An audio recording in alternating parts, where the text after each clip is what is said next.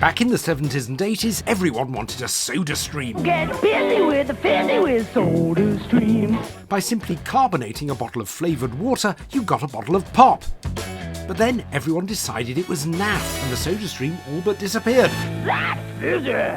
Until recently, when the worry caused by growing plastic pollution meant it was time for a comeback. I'm told that globally we consume 480 billion single-use plastic bottles of one sort or another every year, and only manage to recycle 7% of them. SodaStream reckon they can help reduce this environmental worry with their Spirit machine. It carbonates tap water in your home, meaning less bottles consumed and less energy expended carrying their heavy contents about. Right, let's see if we can get the SodaStream Sprint working. First thing is to get the CO2 canister in. That's that screwed in. All I need to do is take the supplied bottle, fill it above the 840 millilitres minimum level, and slip it in. It should grip automatically, and I press the button on top. 3 times for a light fizz, 5 times for a strong fizz, about a second or 2 at a time. Let's try it. It's fizzing nicely. And have a taste. Whoa.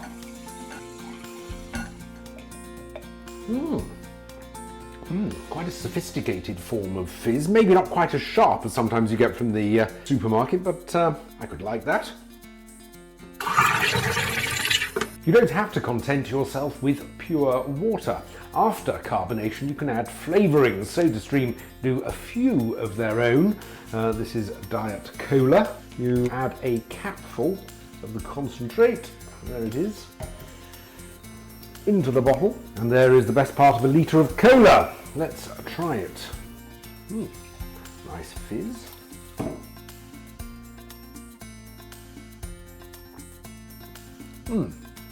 Well, decent enough. I don't think it'll be giving any of the big names in the field many sleepless nights, but drinkable. The concentrate isn't cheap though. It's $3.99 for 440 millilitres, which will make between 7 and 9 litres of cola.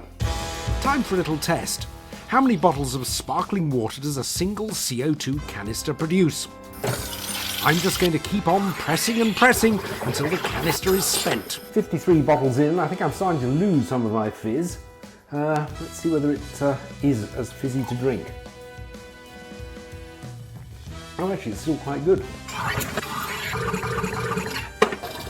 Looks like my canister is empty. Very little fizz going into there. After 63 bottles, my CO2 cylinder is now empty, and I can order a new one online and mail this back to SodaStream for refilling. Alternatively, I can go to a store like Lakeland, Argos or The Range, buy a new one, and they'll send it back for refilling. Either way, it's not exactly cheap. The typical cost is £12.99 a bottle, which means that my sparkling water has worked out at around 25p a litre. Now you can buy some supermarket sparkling mineral waters for less than that. Also, there's the cost of the machine to consider. Economy won't be a major motivation for buying a SodaStream Spirit then, but if you're a big sparkling drinks consumer, the environment might well be, because the general consensus is that the environmental costs of transporting and refilling those CO2 canisters is considerably less than the environmental costs of creating and recycling those single-use plastic bottles and transporting their contents. Cheers!